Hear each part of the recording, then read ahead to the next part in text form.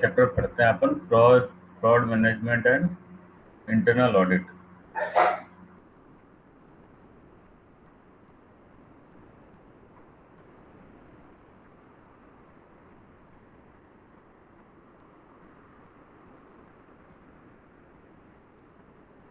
Provision of Indian penal code section 2 of IPC provide definition of wrongful gain, wrongful loss, along with the acts committed dishonestly and fraudulently as hereunder. Wrongful gain is a gain by unlawful means of property to which the person so gaining is not legally entitled. Wrongful loss is a loss by unlawful means of property to which a person losing is legally entitled.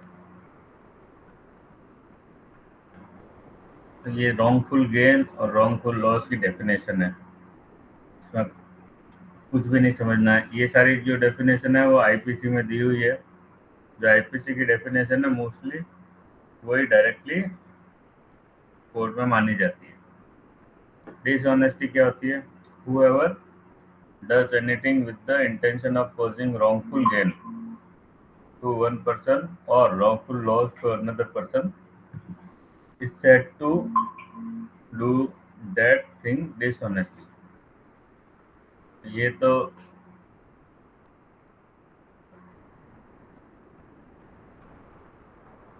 सारी definition है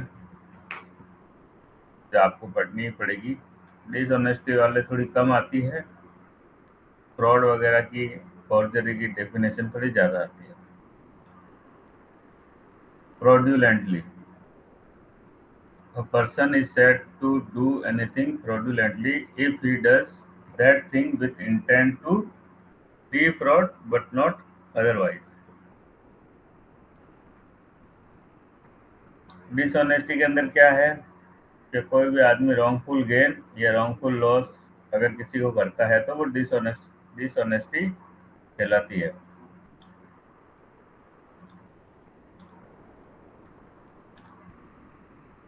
fraudulently क्या है? अगर कोई आदमी किसी के साथ फ्रॉड करना चाह रहा है बट उसमें और कोई इंटेंशन नहीं है तो फ्रॉडुलेंटली कहा जाता है। फ्रॉड किसको कहा जाता है? Fraud is under section 463। देखो ये सेक्शन भी कभी कभी पूछ लेता है, याद रहे तो बहुत अच्छी बात है, नहीं तो ज़्यादा दिमाग मत लगाना। ज़्यादातर तो आपको डेफिनेशन का एक पार्ट देगा वो। मान लो उसने यहाँ से उठाई और इतनी सी लाइन दे दी, ये यहाँ से लेके यहाँ तक, ये पूरी लाइन देगा आपको। अब वो बोलेगा कि इसमें से 4 ऑप्शन में से क्या है, तो उसमें से अपने को ये लाइन पढ़ के ध्यान आना चाहिए कि ये फॉर्जरी में आता है। उसी तरह फ्रॉड में से भी वो डेफिनेशन की लाइन दे सकता है।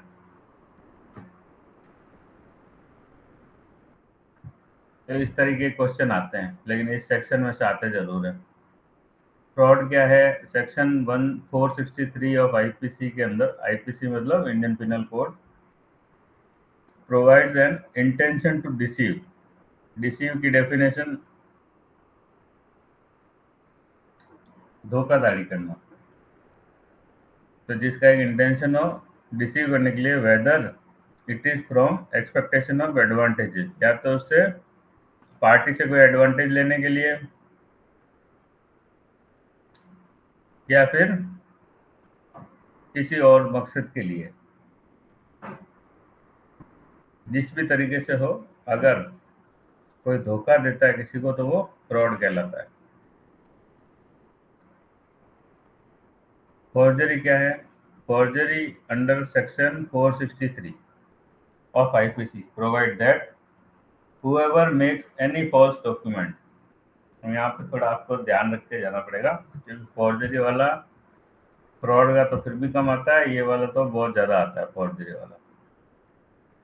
यहाँ पे क्या है? whoever makes any false document or a part of document, अगर कोई डॉक्यूमेंट या डॉक्यूमेंट का पार्ट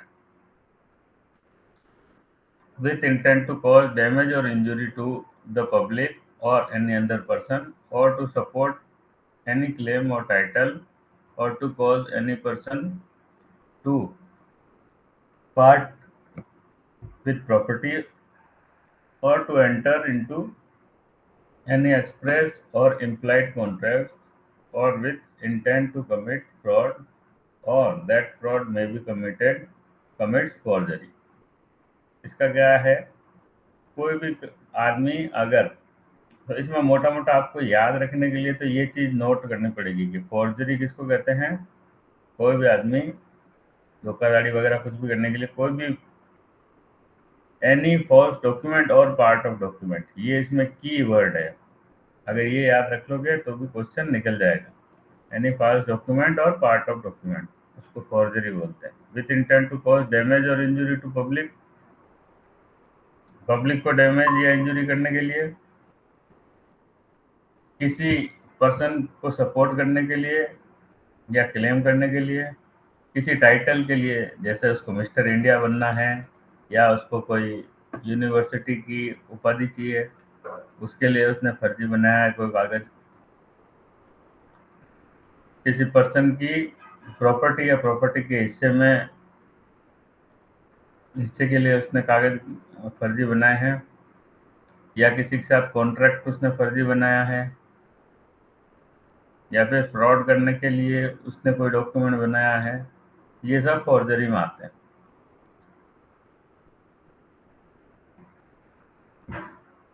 तो इसको तो थोड़ा ढंग से पढ़ के जाना, इसको अंडरलाइन कर लिया ना। अब आ रहा मेकिंग फॉल्स डॉक्यूमेंट, ये भी बहुत इंपॉर्टेंट है। इंपॉर्टेंट ये सारे ही हैं, एक एक बार तो आप सारे ही पढ़ के जाना, पर ये फॉर्जरी और fraud, forgery, making false document, इनमें से 2-3 नंबर के क्वेश्चन आते हैं।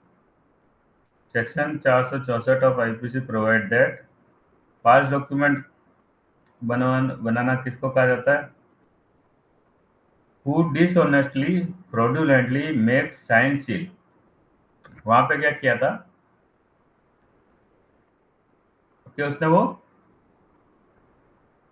डॉक्यूमेंट जो है, डॉक्यूमेंट या उसका पार्ट, वो पूरा का पूरा फर्जी बनाया था। मेकिंग फॉल्स डॉक्यूमेंट में क्या है, जो एक कागज पे सील लगा दे या कागज के किसी पार्ट पे सील लगा दे, या फिर वो डॉक्यूमेंट एग्जीक्यूट कर दे without law, without authority, dishonestly, fraudulently, by cancellation of otherwise alters document, या फिर डॉक्यूमेंट में अल्टरेशन कर दे, या जो एक फॉल्स डॉक्यूमेंट बनाते हैं जो डिसऑनेस्टली या fraudulently cause any person to sign seal execute, जो धोखाधड़ी से किसी भी पर्सन से उसके साइन किसी डॉक्यूमेंट पे करा ले या सील लगवा ले, है ना, या उससे धोखाधड़ी से एग्जीक्यूट करा दे। वो एग्जीक्यूट करने का ये मतलब है कि आपने कोई चीज रखी हुई, सपोज करो चेक रखा हुआ है, चेक आप काम नहीं ले रहे हो, लेकिन आपने साइन करके जब उसको बैंक में दिया तो वो चेक चल गया, तो उसको बोलते हैं एग्जीक्यूट करना। इसी तरह से लीगल डॉक्यूमेंट होते हैं, वो भी एग्जीक्यूट होते हैं।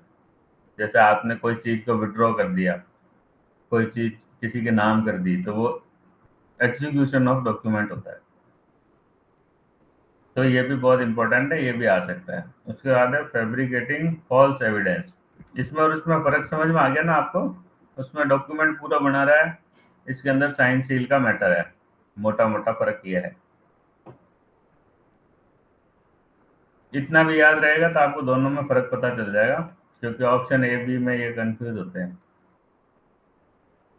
Fabricating false evidence, section 191 of IPC provide provision for giving false evidence, being legally bound by oath, false and express provision of law to state the truth, or being bound by law to make a declaration upon any subject, makes any statement which is false,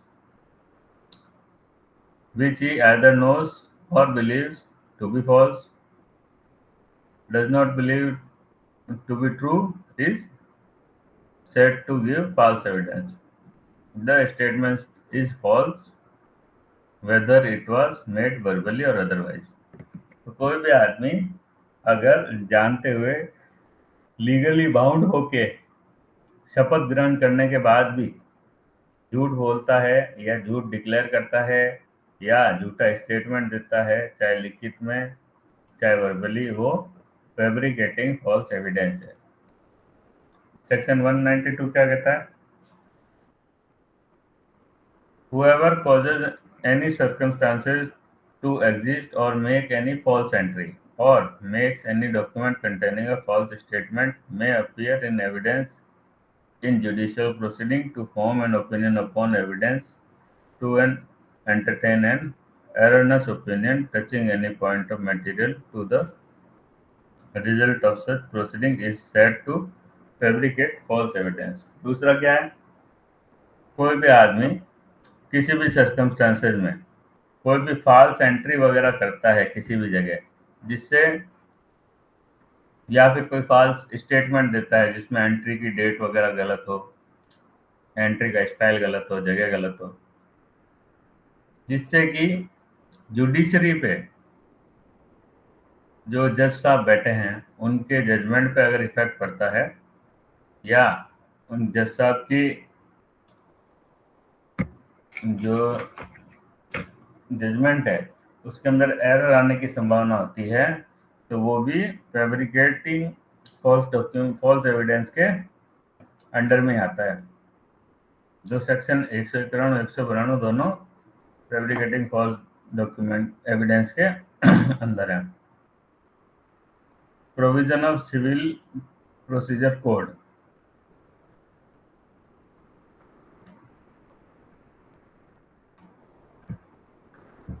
Subsection 2 of Section 48 of Civil Procedure Code provides certain circumstances of fraud। यहाँ पे भी कुछ circumstances fraud के लिखे हुए हैं। Criminal procedure code CRPC, criminal procedure code को short में बोलते हैं, एब्रिविएशन है CRPC। Section 156 of CRPC provide that, और ये इनका फुल फॉर्म भी आ सकता है, CPC क्या होता है, CRPC क्या हो सकता है, ये भी क्वेश्चन बनते हैं। CRPC वाला तो ये नया है इस बुक में, ठीक है। Section 156 of CRPC provide that an officer in charge of a police station may, without the order of magistrate, investigate any cognizable case which a court having jurisdiction over local area। Criminal के अंदर क्या है? कोई भी cognizable case है जिसकी जघन्य अपराध है, जिसके अंदर सजा होनी चाहिए मुलजिम को, वो ऑफिसर इंचार्ज अगर उस मजिस्ट्रेट जहाँ पे वो थाना है उसकी मजिस्ट्रेट की लिमिट के अंदर आता है तो वो इंक्वायरी करने की पावर रखता है। Section 102 provide power to police officer to seize certain property when any offence is committed. Section 102 क्या पावर देता है पुलिस वाले को कि अगर कहीं पे ऑफेंस मतलब अपराध हुआ है तो उस प्रॉपर्टी को वो सीज कर सकता है और सीजर मेमो कॉम्पिटेंट अथॉरिटी को दे सकता है। तो ये अपन यहाँ पे अंडरलाइन कर लेंगे। सेक्शन 102 सीज करने के लिए पुलिस वाले को अनुमति देता है, ठीक है ना। After final report is filed by investigating agency in criminal cases only magistrate has power and the aggravated can file appeal of seek judicial review. तो जब पुलिस फाइनल रिपोर्ट दे देती है, इन्वेस्टिगेटिंग एजेंसी मतलब पुलिस की investigation agency, तो फिर magistrate की power है उससे आगे उस फाइल को देखने की और उस फाइल पे अपील वगैरह करने की या रिव्यू करने की। Motor vehicle act, section 158 of motor vehicle act provide that any information regarding evidence involving death or bodily injury to any person is recorded and reported to police station. ये फिर से आ गया, दोबारा अंडरलाइन कर लेंगे। ये जो चीज़ें 2-3 बार आती है ना, उसमें से क्वेश्चन थोड़े स्ट्रांग बनते हैं। तो ऑफिसर इंचार्ज को सेक्शन मोटर व्हीकल एक्ट 1988 के सेक्शन 158 सब सेक्शन 6 के हिसाब से 30 दिन के अंदर अंदर किसी को भी चोट या फिर डेथ हो तो रोड एक्सीडेंट में, तो वो कॉपी जो है रिपोर्ट की किसको देनी है, क्लेम ट्राइब्यूनल को और इंश्योरर को। इंश्योरर यहाँ पे कौन हो गया, इंश्योरेंस कंपनी। ये अपन ने अंडरलाइन कर लिया। अब आगे चलते हैं। टाइप ऑफ फ्रॉड क्या है, टाइप ऑफ फ्रॉड ये किस में है, अपने इंश्योरेंस में। इंश्योरेंस में भी मोटर इंश्योरेंस में। टाइप ऑफ फ्रॉड में देखो आप, conversion of non road traffic accident, मतलब कोई रोड ट्रैफिक एक्सीडेंट नहीं है लेकिन उसको कन्वर्ट कर दिया एक्सीडेंट में, दिखाया गया है एफआईआर के अंदर। कन्वर्जन ऑफ मेडिकल केसेस, मान लो किसी को हार्ट या लीवर की प्रॉब्लम है लेकिन उसको एक्सीडेंट दिखा के रॉन्गफुल गेन, मतलब धन प्राप्ति रॉन्गफुल तरीके से करने के लिए, गलत तरीके से करने के लिए उसको एक्सीडेंट दिखाया गया। फ्रॉड इन रोड एक्सीडेंट, इसके बारे में आगे पढ़ेंगे। मल्टीपल केसेस, इसके बारे में भी आगे पढ़ेंगे। Conversion of non road traffic accident, ये टाइप ऑफ फ्रॉड के जो टाइटल है ना, ये डायग्राम भी अपने को याद करके जाना कि ये 4 टाइप के होते हैं। कोई 5वां हो या फिर वो ट्रू फॉल्स पूछे तो उसमें से इन चारों में से एक सेलेक्ट करके देना है। तब क्या ये वाला याद नहीं रहता है, मल्टीपल केसेस, ये भी नहीं याद रहता अपने को, तो अपन गलत करके आ जाते हैं। तो इन दोनों पे ज्यादा अपने को जोर देना है। Conversion of non road traffic accident, जैसे कोई आदमी ट्री से गिर गया, इस सीढ़ियों से स्लिप हो गया, बाथरूम में स्लिप हो गया, उसको रोड ट्रैफिक एक्सीडेंट में दिखा दिया। नेचुरल डेथ है, सुसाइड है, मर्डर है, उसको दिखा दिया ताकि वो उससे क्लेम कर सके इंश्योरेंस कंपनी से पैसे। कन्वर्जन ऑफ मेडिकल केसेस,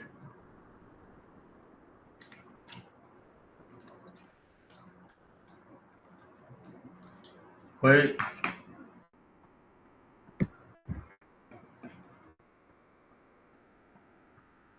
अब इसमें क्वेश्चन ऐसे भी बन जाता है कि ये पहली वाली लाइन आपको दे देगा और कहेगा ये किस टाइप का फ्रॉड है, तो ये conversion of medical cases for wrongful gain.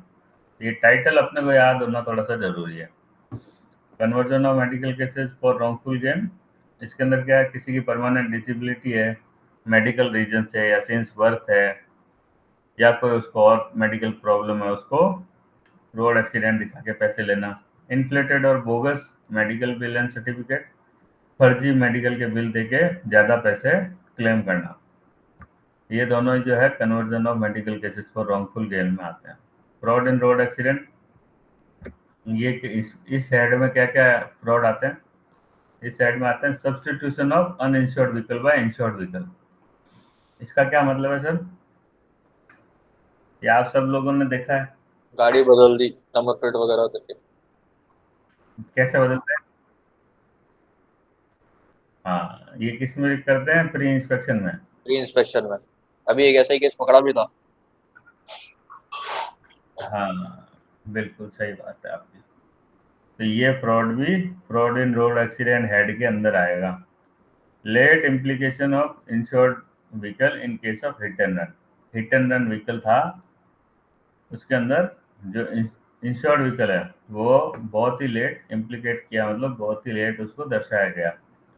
Substitution of name of the, अब लेट इम्प्लीकेशन से 2 होते हैं, एक तो वो बाद में दर्शाए तो इस वजह से कि पहले वो अपनी लीगल प्रोसीडिंग छुपा रहा हो कि यार उससे एक्सीडेंट हुआ है तो वो छुपा रहा हो। दूसरा क्या होता है कि एक्चुअल में तो वो हिट एंड रन है, लेकिन बाद में मैं मान लो जयदीप की गाड़ी ले आऊं कि नहीं नहीं सर, हिट एंड रन में तो क्या 2 लाख ही मिलने हैं।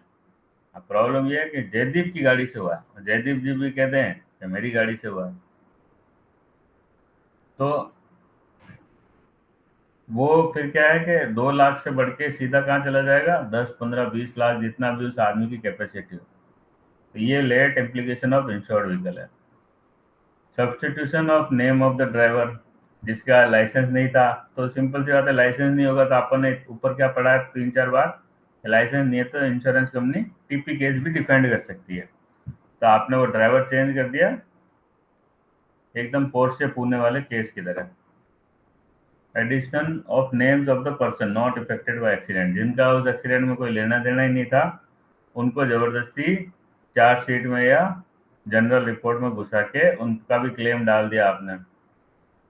impersonation either for the driver or victim of the accident or claimant, driver, victim या कोई भी क्लेमेंट, उसका नाम आपने छेड़छाड़ करके चेंज करा दिया। False FIR, fraudulent medical document, employ record, vehicle document, फर्जी एफआईआर कराई आपने, मेडिकल डॉक्यूमेंट जो एक्सीडेंट के बाद चोट के बनते हैं वो फर्जी बनाए हैं। एम्प्लॉयमेंट रिकॉर्ड क्यों चाहिए होते हैं, क्योंकि जब आप ड्राइवर का क्लेम करते हो तो कोर्ट आपसे मांगती है कि आपका पेड ड्राइवर है तो उसके रिकॉर्ड दो, उसके बिना उसकी हाजिरी वगैरह मानी नहीं जाती कि इसकी सैलरी क्या है, तो वो चीज़ें एम्प्लॉयमेंट रिकॉर्ड के लिए।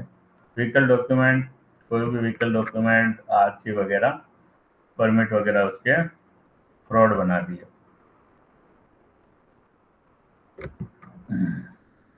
उसके बाद आता है मल्टीपल केसेस, इसको अपन क्या बोलते हैं, फोरम शॉपिंग।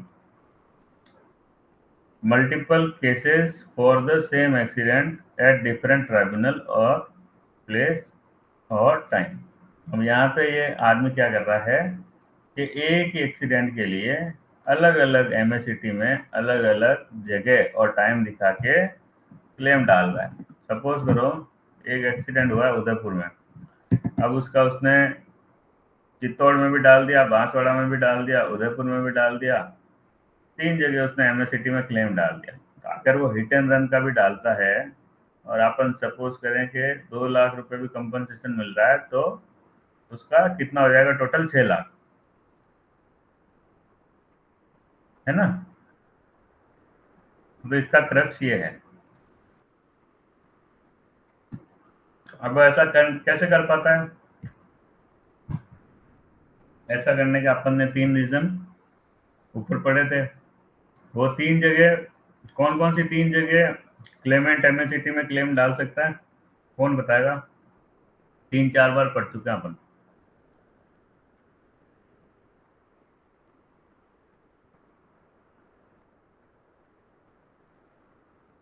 एक तो जहाँ पे एक्सीडेंट का एरिया लगता है एमएससीटी का, वहां पे डाल सकता है। एक जहाँ पे क्लेमेंट खुद रहता है और उस एरिया के अंदर जो एमएससीटी है वहां पे डाल सकता है।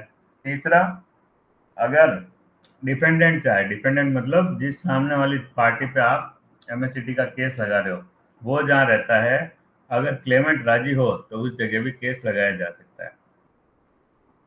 तो इन 3 जगह केस लगाया जा सकता है। ये साइमल्टेनियसली मतलब ये साथ में भी कर सकते हैं या डिफरेंट टाइम में भी कर सकते हैं, जैसे एक एक महीना छोड़ के भी लगा सकते हैं या साथ में भी लगा सकते हैं, जैसा भी केस हो।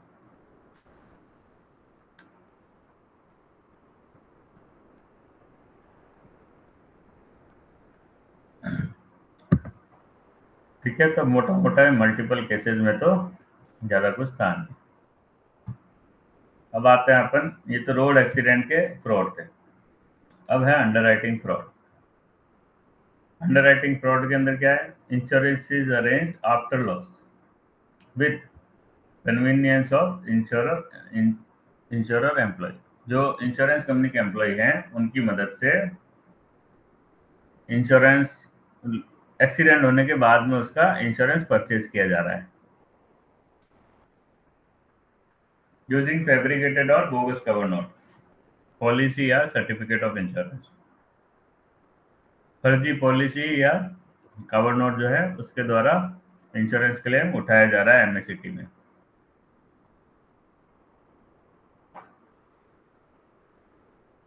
फॉर्जिंग अ कवर नोट और photocopy of existing cover note. Cover note या कवर नोट की फोटोकॉपी में डेट, इंश्योर्ड का नाम, गाड़ी नंबर बदल के फॉर्जिंग किया, डॉक्यूमेंट फॉर्ज किया जा रहा है।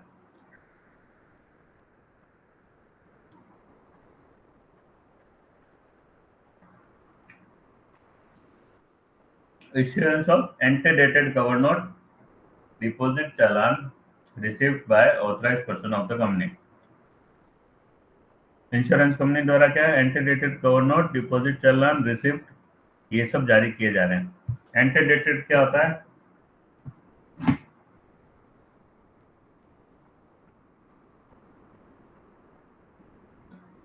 जय भैया, एंटीडेटेड क्या होता है?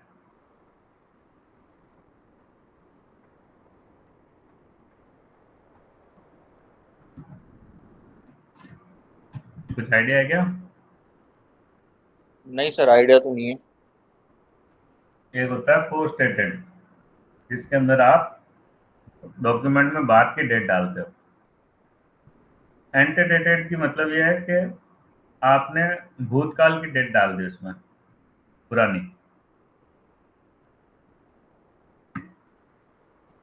जो वो कवर नोट इश्यू तो आज हुआ है, यानी है वो मई का, तो वो एंटीडेटेड हो गया। Issuance of original cover note to insured without filing the same time of commencement of cover note with the intention to give wrongful gain to insured and submitting copies thereof in the office after filing at the time of commencement of cover। तो cover note जो है insured को तो दे दिया है ना, जब से कवर शुरू हो रहा है, और इंश्योरेंस कंपनी को वो कवर नोट बाद में दिया है, जब उसका जो इंडेमनिटी पीरियड है वो शुरू होने वाला है। उससे पहले इंश्योरेंस कंपनी को कुछ बताया नहीं गया।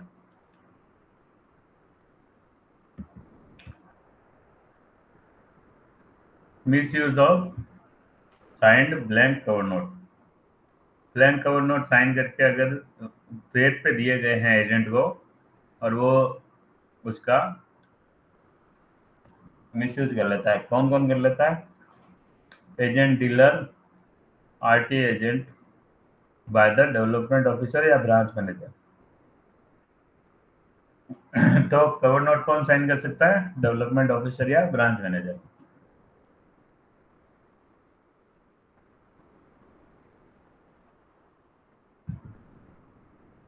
फर्जी कवर नोट को एक्सेप्ट कर लेना एक ऑथराइज ऑफिसर के द्वारा मिली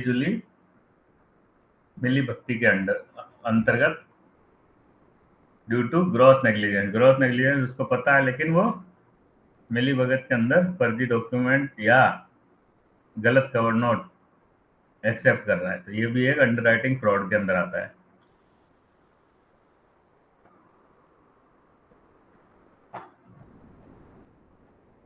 प्रीमियम एक्सेप्ट करना कैश में, ताकि उसको प्रीमियम को ये बताया जा सके कि वो हमारे पास पहले ही मिल चुका है पुरानी डेट में, तो वो हो गया एंटी डेटिंग। तो वो उससे क्या हुआ, प्रीमियम बैक डेट के अंदर एंट्री कर दी उसने सॉफ्टवेयर में।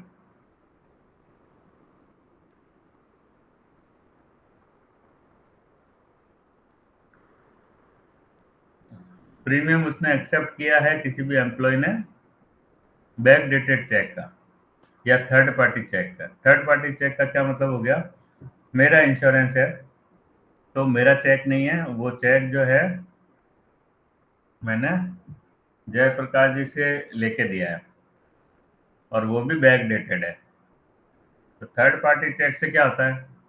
थर्ड पार्टी चेक में फ्रॉड इसलिए है कि ये भी हो सकता है कि गाड़ी मेरे से जयप्रकाश जी ने खरीद ली हो, इसीलिए जयप्रकाश जी चेक दे रहे हैं उस इंश्योरेंस का, जबकि एक्चुअली इंश्योरेबल इंटरेस्ट अभी तक लीगल यूज में बना नहीं है।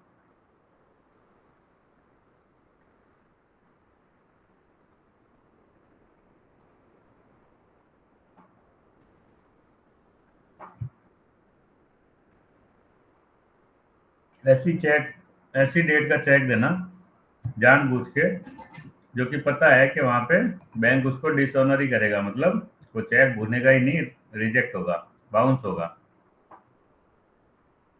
अब इसमें आता है various stages of commission of frauds. Frauds कैसे कैसे स्टेजेस में कमीशन होता है।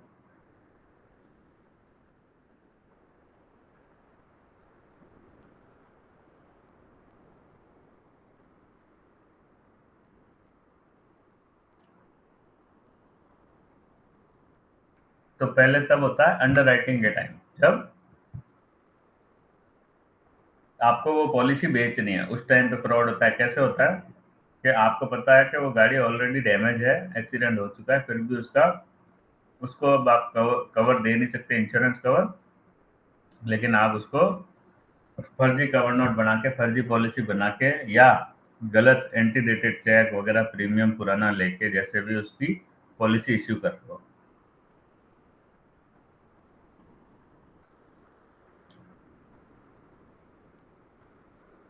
उसके बाद में क्या है, सेकंड पॉइंट में ये कह रहा है कि आप रॉन्ग इंफॉर्मेशन पुलिस को देके फॉल्स एफआईआर पुलिस के द्वारा करवा रहे हो। उसके बाद में क्या है, आप फॉल्स मेडिकल रिकॉर्ड या फर्जी मेडिकल रिकॉर्ड, लीव सर्टिफिकेट वगैरह हॉस्पिटल से बनवा रहे हो। उसके बाद में आप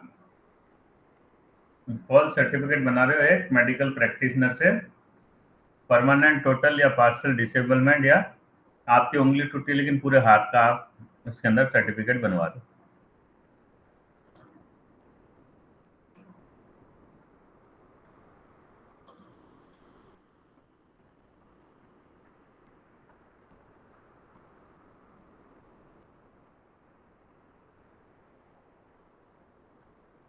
bye way of arranging vehicle for non traffic और traffic accident in collision with vehicle owner. वही जो मैंने पहले बताया कि जिस गाड़ी से एक्सीडेंट हुआ ही नहीं है, या फिर एक्चुअल में वो एक्सीडेंट है ही नहीं, बट मैंने किसी भी दोस्त की गाड़ी ले जाके वहां पे बता दी कि इस गाड़ी से एक्सीडेंट होने के कारण ये चोटें आई है।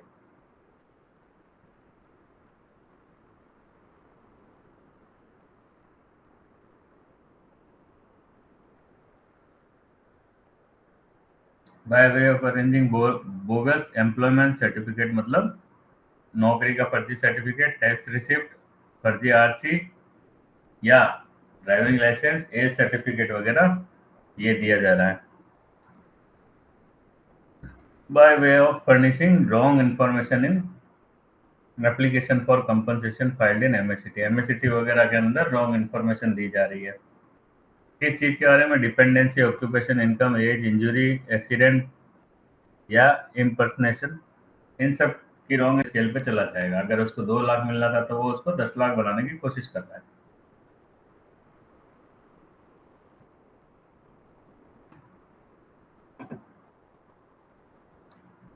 By way of staging examination in chief through stop witness in relation to the information laid down above. उसके बाद में क्या कर रहा है, जो एग्जामिनेशन इन चीफ जो है कोर्ट का, उसको स्टेज किया जा रहा है किसके द्वारा, विटनेस के द्वारा, इन ऊपर वाली सभी चीजों पे, कि कोई एक आपने विटनेस भी लिया है जो कह रहा है हाँ ये यही काम करता था, मैं इसको जानता हूँ, या फिर इसकी एज ये, या फिर एक्सीडेंट यहाँ पे हुआ था। Bye way of collusion, collusion का मतलब है मिली भगत। ये कोलिजन नहीं है, दोनों वर्ड एक जैसे हैं। COLLISION, कोलिजन का मतलब होता है आपस में टकराव या भिड़ंत या एक्सीडेंट, या जो भी आप कह दो, बचीड़। ये जो कोल्यूजन है इसका मतलब है मिली भगत। तो इन शॉर्ट जो है एडवोकेट, कंपनी के जो पैनल एडवोकेट हैं, ये कंपनी के इन हाउस एडवोकेट हैं, उनके साथ मिलजुल के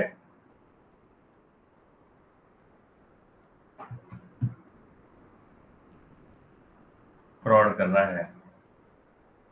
satisfaction of award where grounds of successful appeal are available. अब यहाँ पे क्या है कि अपील के ग्राउंड, एक एमएससीटी ने फैसला दे दिया कि आपको ये 10 लाख भरने हैं। इंश्योरेंस कंपनी के एडवोकेट को पता है कि यहाँ पे मैं अपील करूंगा तो हो सकता है मैं जीत जाऊं, लेकिन वो अपील करता ही नहीं है। वो क्या करता है, इसका पेमेंट कर देता है। तो ये सबसे एंड वाली स्टेज है।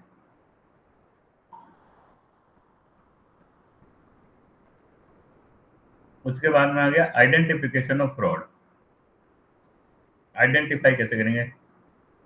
थोरो knowledge of MSCT cases, motor vehicle act, criminal procedure act, IPC and document related in connection thereof should be there to detect fraud। इन सबका बढ़िया से नॉलेज होना चाहिए, तभी हम फ्रॉड को डिटेक्ट कर पाएंगे।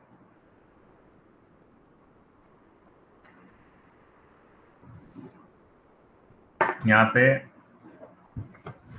ये वाला जो सेक्शन है, इसमें से 4-5 क्वेश्चन आते हैं, तो आपको बहुत ध्यान से पढ़ के जाना है। क्या ध्यान से पढ़ के जाना है कि फ्रॉड कैसे डिटेक्ट करते हैं कोई भी चीज से, और कोई भी डॉक्यूमेंट क्या जानकारी हमें देता है। तो ये पूरा का पूरा आपको अंडरलाइन कर लेना है, यहाँ से लेके 10 तक। ठीक है सर? खासकर जब पे कोई डॉक्यूमेंट मांग रहा है, जैसे कि एफआईआर, तो वो आपसे ये पूछेगा कि cause and nature of accident, negligence, vehicle number, name of driver, place of accident, name of victim, name of hospital, name of I witness. ये सब कौन सा डॉक्यूमेंट प्रोवाइड करता है? तो ये एफआईआर प्रोवाइड करता है। ठीक है, तो एक तो ये इंपॉर्टेंट है। Accident register gives information about above facts, और एक्सीडेंट रजिस्टर जो है ये भी हमें ये सारी जानकारी देता है। Seizure memo gives first information about the existence of policy, name of driver and also driving licence seized along with the vehicle records. तो सीजर मेमो हमें क्या जानकारी देता है कि एक तो इंश्योरेंस पॉलिसी है या नहीं है, उसके बाद में ड्राइवर का नाम क्या है, ड्राइविंग लाइसेंस की कॉपी और गाड़ी के रिकॉर्ड। ये सब हमको कहाँ से मिलते हैं? सीजर मेमो से। ये सब सारे इंपॉर्टेंट हैं, ध्यान से पढ़ के जाना। 2 नंबर के क्वेश्चन इसमें से मिनिमम आते हैं, ज्यादा भी आ जाए 3-4, 2 पक्के आते हैं। अब वो आपसे पूछ लेगा कि place of accident gives information about cause of accident and negligence part. ये कौन देता है, कौन सा डॉक्यूमेंट देता है? ये अपने को देता है पंचनामा या site sketch plan. Site sketch plan या पंचनामा अपने क्या बताता है? कॉज ऑफ एक्सीडेंट मतलब एक्सीडेंट कैसे हुआ है, कौन सी दिशा से आ रहा था, और नेग्लिजेंसी किसकी थी, ये हमें पंचनामा या साइट स्केच प्लान बताता है। इंक्वेस्ट रिपोर्ट, इसका क्वेश्चन बहुत बार आता है। इंक्वेस्ट रिपोर्ट हमें क्या इंफॉर्मेशन देता है? Disease person, time of accident, time of identification of dead body. Disease person का मतलब जो गुजर गया उस एक्सीडेंट में, and outer marks of injury heart. तो इंक्वेस्ट रिपोर्ट के अंदर मेजरली अपने को डेथ और इंजुरी के चीजें ये सारी मिलती है। पोस्टमार्टम रिपोर्ट अपने क्या बताता है? Time of death, age of deceased and cause of accidental death. Postmortem report से अपने को पता चलता है डेथ का टाइम, एज क्या है मरने वाले की, और cause of death, cause of death क्या है। तो पोस्टमार्टम रिपोर्ट अगर हमको पढ़नी आती है तो भी अपन फ्रॉड डिटेक्ट कर सकते हैं, भैया इसको ये तो किसी बीमारी से मरा है, एक्सीडेंट में नहीं मरा है। उसके बाद में आ गया statement of witness given before the police authority in accordance with section 161 of CRPC gives the information on the person involved in criminal cases, whereas stock witness are examining a MSCT trial। तो stock witness जो होते हैं उनको MSCT trial में examine किया जाता है, लेकिन statement of witness given before police authority, उसके अंदर अपने क्या पता चलता है कि कोई भी आदमी जो है उसका पहले से किसी क्रिमिनल केसेस में इन्वॉल्वमेंट तो नहीं है। Report of motor vehicle inspector inform about the damages to the vehicle. ये आप जो मैकेनिकल रिपोर्ट मांगते हो वही वाली है। Report of motor vehicle inspector ये हमें क्या बताता है? गाड़ी के डैमेज की जानकारी, क्या क्या डैमेज थे गाड़ी में, एक्सीडेंट की डेट और इंस्पेक्शन कब हुआ है गाड़ी का। ये अपने को और क्या बता सकता है कि गाड़ी में कोई मैकेनिकल फॉल्ट हो, ऐसा भी पुलिस वाला लिख सकता है। हालांकि ये 5 ही 5 लोग करते हैं काम वहां पर कानूनन ये है। It gives information about the name of the owner and driver. Owner driver का इसमें नेम भी आता है। Charge sheet informs about the negligence of driver in addition to giving other information like vehicle involve. Charge sheet हमको क्या बताती है? Negligence of driver के बारे में। और क्या बताती है? कितनी गाड़ियां पर्सन उसके अंदर इन्वॉल्व थे, इंजुरी डेथ वगैरह कितनी है। Finding in a criminal case such as non involvement of vehicle और नॉन एक्सीडेंटल केसेस। इन सभी को देख के हम क्या ध्यान लगा सकते हैं कि ये या तो इसमें गाड़ी अपनी इन्वॉल्व नहीं थी, या फिर ये गाड़ी का जो केस है वो एक्सीडेंटल है ही नहीं। ये अपन इन सब से पता लगा सकते हैं। ये अपन ने मार्क कर लिया है सर, मार्क कर लीजिएगा, किसी ने नहीं किया है तो। ये सारे बहुत इंपॉर्टेंट है, 2-3 नंबर के इसमें क्वेश्चन आएंगे। इफेक्टिव इन्वेस्टिगेशन कैसे होनी चाहिए? इफेक्टिव इन्वेस्टिगेशन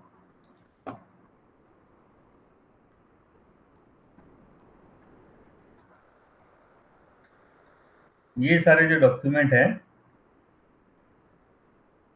इनसे एमएससीटी ऑफिसर को पता लग सकता है कि भाई इसके अंदर कोई फ्रॉड इन्वॉल्व है या नहीं।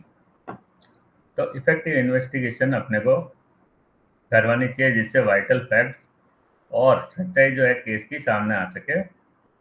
इसके अंदर इन्वेस्टिगेटर को क्या करना चाहिए? The investigator must visit place of occurrence to ascertain. उस जगह पे तो जाना ही चाहिए ताकि आसपास के लोगों से या कोई सबूत वहां पे हो तो कंफर्म कर सके। Place of accident, detail of accident, victim वगैरह कौन थे, उनका सबूत या गवाह कोई ना कोई चेक करके एस्टेब्लिश कर सके कि ये एक्सीडेंट यहीं पे हुआ था।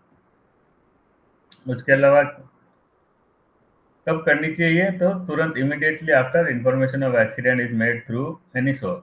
कभी भी जब इंफॉर्मेशन आए तो तुरंत ही इन्वेस्टिगेशन अपने को करनी चाहिए। न्यूज़पेपर में आए और अपनी गाड़ी इंश्योर्ड है तो भी उसकी इन्वेस्टिगेशन होनी चाहिए। Detail of information in relation to victim should be ascertained by the investigator. Investigator को जो भी विक्टिम की इंफॉर्मेशन है, वो कहाँ रहते हैं, उनका क्या रिलेशन है, ये सारी चीजें कंफर्म क्रॉस वेरीफाई करनी चाहिए। और उनके रिसेंट फोटो भी सभी जनों के लेने चाहिए और उनके स्टेटमेंट भी लेने चाहिए एक डॉक्यूमेंट्री एविडेंस के रूप में।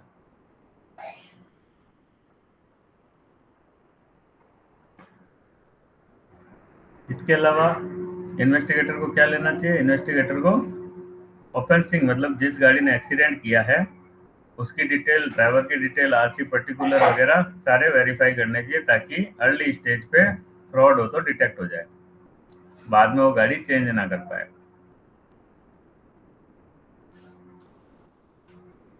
अगर कहीं हॉस्पिटल में कोई भर्ती हुआ है उस एक्सीडेंट के चलते तो medical leave certificate, hospital record, ये सारे भी इन्वेस्टिगेटर को तुरंत ही अपने पास ले लेना चाहिए एज एन एविडेंस। अगर कोई हॉस्पिटल, क्लिनिक एक्सीडेंट प्लेस से दूर है तो उससे रीजन लेना चाहिए, भैया आपने उस हॉस्पिटल में क्यों नहीं कराया, इस हॉस्पिटल में क्यों कराया। और copy of prescription, discharge certificate, bill of purchase of medical, ये सब उसको ले लेने चाहिए।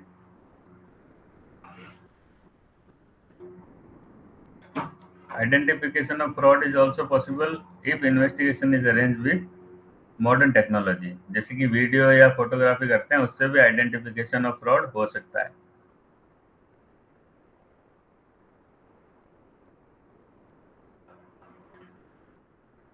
उसके अलावा क्या करना चाहिए कि जो ओडी क्लेम आया था गाड़ी का उसकी फाइल को एमएससीटी क्लेम फाइल से जोड़ के देखना चाहिए ताकि उन दोनों में कोई फर्क तो नहीं है, ये चेक किया जा सके। तो इंश्योर्ड ने जो क्लेम फॉर्म में स्टेटमेंट दिया है वो और अभी जो एमएससीटी में क्लेम आया, दोनों के वर्जन सेम है या अलग अलग है। Method of detection of underwriting fraud in early stage. इनमें से एक कोई भी क्वेश्चन आ सकता है कि इनमें से कौन सा मेथड जो है अर्ली डिटेक्शन का है या नहीं है। तो पहला क्या है? Investigation report, seizure memo. Seizure memo से अपने को पता क्या चलेगा कि गाड़ी जो सीज हुई है उसका इंश्योरेंस कहाँ से है, फलाना डिमकड़ा, सब चीज़ें, डबल इंश्योरेंस तो नहीं है, जो भी है। 64 the copy of cover produce by the applicant in MSCT, ये चेक करना है कि उसने कहीं गलत कॉपी तो नहीं दे दी है या छेड़छाड़ करके कॉपी तो नहीं दे दी कवर नोट या पॉलिसी की। ऑफिस में कोई कंप्लेन आई है तो उससे भी अपन जल्दी फ्रॉड डिटेक्ट कर सकते हैं। अगला आता है fraud committed with internal support. Internal support, अब इसमें भी क्वेश्चन आता है, इसमें क्या क्वेश्चन आता है वो भी आपको बताएंगे। इंटरनल सपोर्ट के साथ में फ्रॉड कौन से हो रहे हैं, जो केस सीपी और सीपीए मतलब क्लोज प्रोक्सिमिटी है। क्लोज प्रोक्सिमिटी सबको ध्यान है, 14 दिन के अंदर आया है, पॉलिसी शुरू होने के 14 दिन के अंदर के क्लेम आता है तो क्लोज प्रोक्सिमिटी ट्रिगर होता है उसके अंदर। उन केसेस को विशेष रूप से ध्यान से इसीलिए देखा जाता है कि उसमें फ्रॉड होने के चांसेस बहुत ज्यादा होते हैं।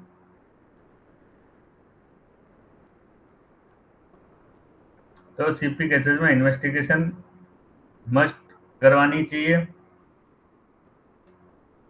ताकि क्या एंटी डेटिंग या पुराने लॉसेज हो तो वो छुप ना सके। अगर एंटी डेटिंग मिलती है तो इमीडिएटली डिपार्टमेंटल एक्शन लेना चाहिए, और जो जो एम्प्लॉय एजेंट उसके अंदर हैं उनको डिफेंस के अंदर लेना चाहिए कि भाई हमने नहीं किया, इन एम्प्लॉय ने ये फर्जी पॉलिसी बनाई है।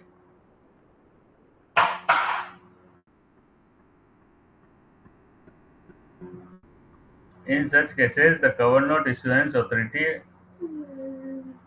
of the suspected employee should be withdrawn simultaneously while the matter is being reported to Vigilance Department। ऐसे केसेस में जो कवर नोट बुक वगैरह है और कवर नोट इश्यू करने की अथॉरिटी जो है उन बंदों से तुरंत ही ले लेनी चाहिए जब तक कि विजिलेंट डिपार्टमेंट को मैटर रिपोर्ट हो रहा है।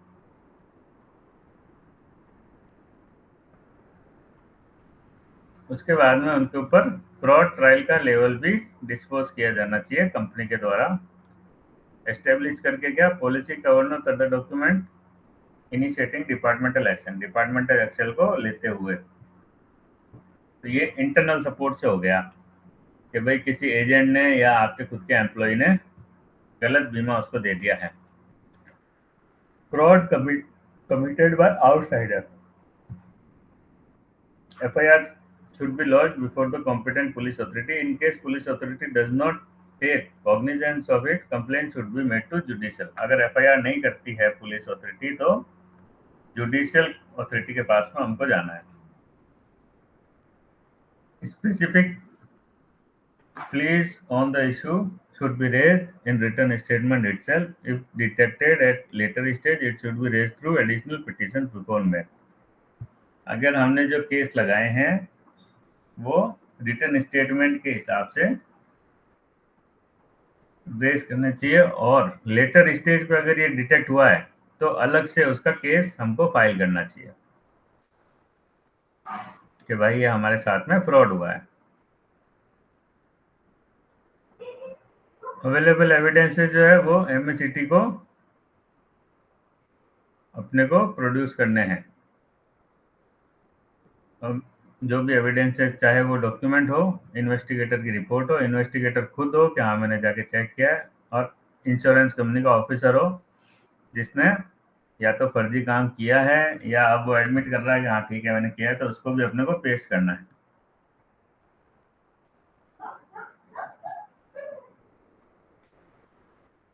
फॉल्स डिसेबिलिटी सर्टिफिकेट, अगर कोई डिसेबिलिटी सर्टिफिकेट गलत इंश्योर्ड ने डाल के आपके ऊपर क्लेम डाला है तो आपको खुद के पैनल ऑर्थोपेडिक मेडिकल प्रैक्टिशनर से सर्टिफिकेट लेके उसको डिसेबिलिटी सर्टिफिकेट को कोर्ट में चैलेंज करना है कि ये फर्जी है, ये देखिए हमारे वाले पैनल डॉक्टर की ये रिपोर्ट है और इतनी तो इंजरी है ही नहीं।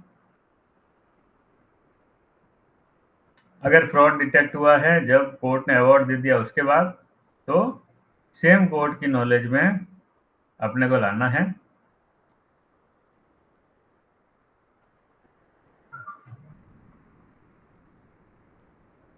क्योंकि सुप्रीम कोर्ट ने क्या बोला है कि कोई भी कोर्ट अपने फैसले को रिव्यू करने के लिए रेडी है, उसके अंदर उस चीज की पावर है कि वो अपने फैसले को वापस दोबारा से रिव्यू कर सके। तो अपने को उसी कोर्ट को वापस, जिसने अवार्ड दिया है फ्रॉड केस में, अपने को पता चला कि ये बाद में पता चला कि ये पॉलिसी फर्जी थी और अवार्ड दे दिया, तो उसी कोर्ट को रिव्यू के लिए वापस अपील अपने को डालनी है।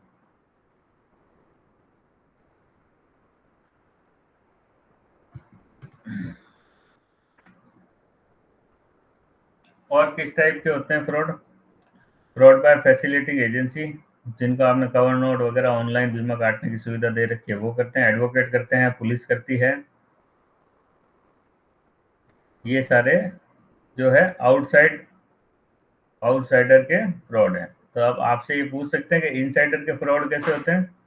तो इनसाइडर के फ्रॉड होते हैं जो इंश्योरेंस कंपनी के एम्प्लॉय खुद उसमें इन्वॉल्व हो। आउटसाइडर कैसे होते हैं? एजेंट, पुलिस, एडवोकेट, इन्वेस्टिगेटर, ये सब अगर कोई फ्रॉड कर रहे हैं तो आउटसाइड वाला होगा।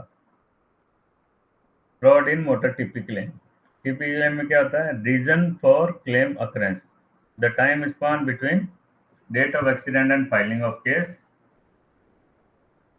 इससे हमें क्या जानकारी मिलती है कि यहाँ पे कितना विंडो था जिसके अंदर की मिस रिप्रेजेंटेशन या मैनिपुलेशन किया जा सकता है। अगर तुरंत ही एफआईआर हुई है, तुरंत ही वो केस एमएससीटी में चला गया, तुरंत ही समन आ गए, तो उसमें चांसेस कम है कि मैनिपुलेशन हो। जबकि अगर एक एक महीने बाद एक्सीडेंट रिपोर्ट हुआ है, 15 दिन बाद एक्सीडेंट की एफआईआर हुई है और डिलेड प्रोसेसिंग है, तो वहां पे विंडो बहुत बड़ी है कि आदमी वहां पे चीजें बदल दे।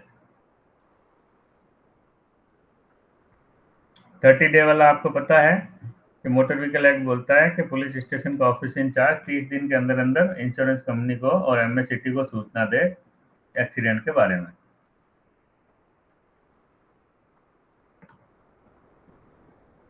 क्लेमेंट की लैक ऑफ नॉलेज उसको क्या करती है कि एडवोकेट के भरोसे छोड़ देती है या फिर दूसरे लोगों के, दूसरी एजेंसीज के भरोसे। और एडवोकेट उस चीज को कैसे लेते हैं? No gain no fee. अगर तुमको क्लेम नहीं दिलाएंगे तो हम तुमसे कोई भी फीस नहीं लेंगे। इसीलिए एडवोकेट भी इसमें मैनिपुलेशन करने में आगे ही रहते हैं। फ्रॉड मैनेजमेंट,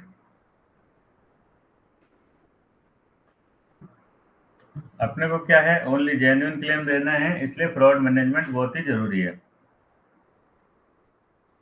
तो कुछ जो चीजें हैं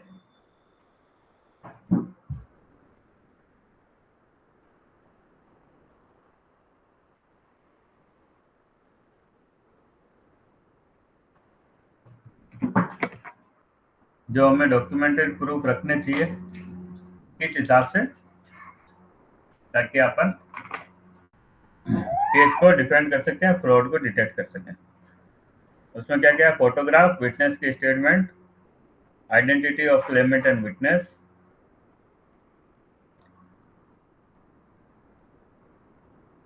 एग्जामिनेशन ऑफ ऑथोरिटीज, मतलब जो डॉक्टर है, जो पुलिस वाला है, जो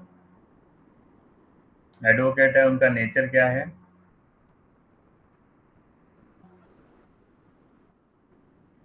जो डॉक्टर उसको एक्सीडेंट के विक्टिम को ट्रीट कर रहा है, उसमें nature of injury, extent of injury क्या है, कितनी चोट लगी है। RT authority to depose on the vehicle and driver document. तो जो आरटी अथॉरिटी को ड्राइवर और गाड़ी के डॉक्यूमेंट दिए, उनकी भी अपने को कॉपी रखनी है। Identification of claimant by concern police official. जो क्लेमेंट है, जिनको चोट या डेथ हुई है, उनका आइडेंटिफिकेशन जो पुलिस ने किया, उसकी भी अपने को डॉक्यूमेंट की कॉपी रखनी है। Appointment of investigator. अब फ्रॉड मैनेजमेंट के अंदर अपन पहले क्या करेंगे? ये सब चीजें तो अपने को रखनी है नॉर्मली, फिर अपन इन्वेस्टिगेटर लगाएंगे। किसलिए लगाएंगे? To collect facts, prove the document and details issued by the hospital in medico legal cases. तो एमएलसी वगैरह ये सब करेक्ट हो और फैक्ट वगैरह की जानकारी के लिए अपन इन्वेस्टिगेटर लगाएंगे।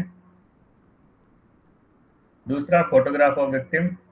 तो विक्टिम की फोटोग्राफ वगैरह भी अपन ऑब्टेन करेंगे duly certified by attending officer.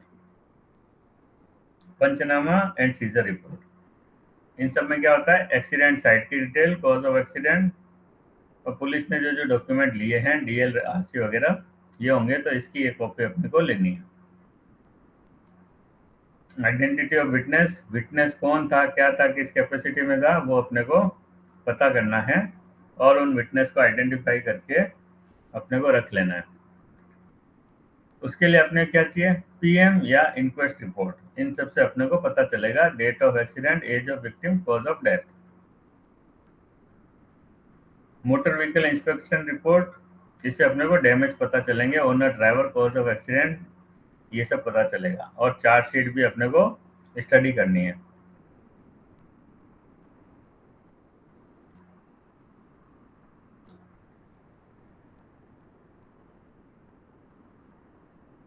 इन सबको ध्यान से पढ़ने पे अपने को अगर कुछ फ्रॉड हो रहा होगा तो पकड़ में आ सकता है।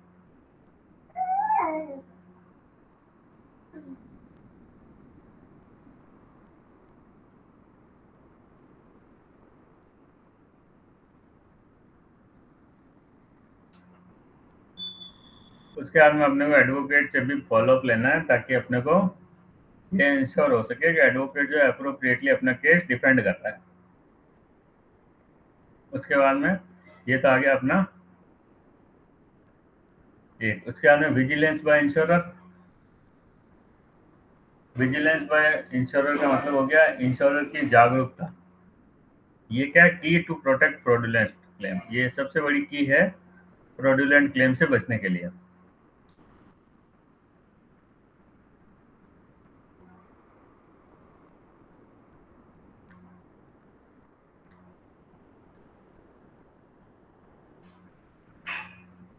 इसके लिए क्या होना चाहिए, सेंट्रलाइज्ड क्लेम मॉड्यूल होना चाहिए ताकि एक जो क्लेम आए वो पूरे अपने इंडिया के ब्रांचेस को दिखे, ताकि डबल क्लेम ना आ सके और दो बार कोई क्लेम पे ना हो।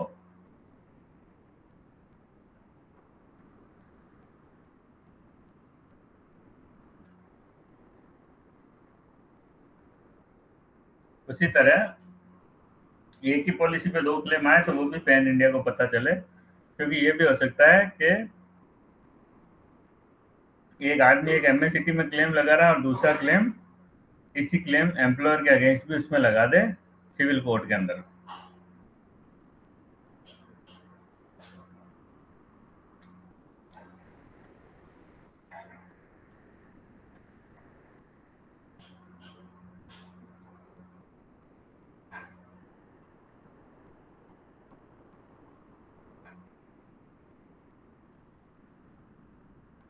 इसके अलावा क्या हो सकता है कि आपको ये भी ध्यान रखना है कि क्लेमेंट ने दो पॉलिसी अलग अलग इंश्योरेंस से लेके अलग अलग टाइम में दो अलग अलग क्लेम तो नहीं डाल दिया। उसके लिए भी आपका इन्वेस्टिगेटर वगैरह सारे विजिलेंट होने चाहिए और उनको पता लगाने की पूरी कोशिश करनी चाहिए और ध्यान रखना चाहिए इस चीज़ का कि अलग अलग दो इसकी पॉलिसीज करके ऐसा कोई फ्रॉड तो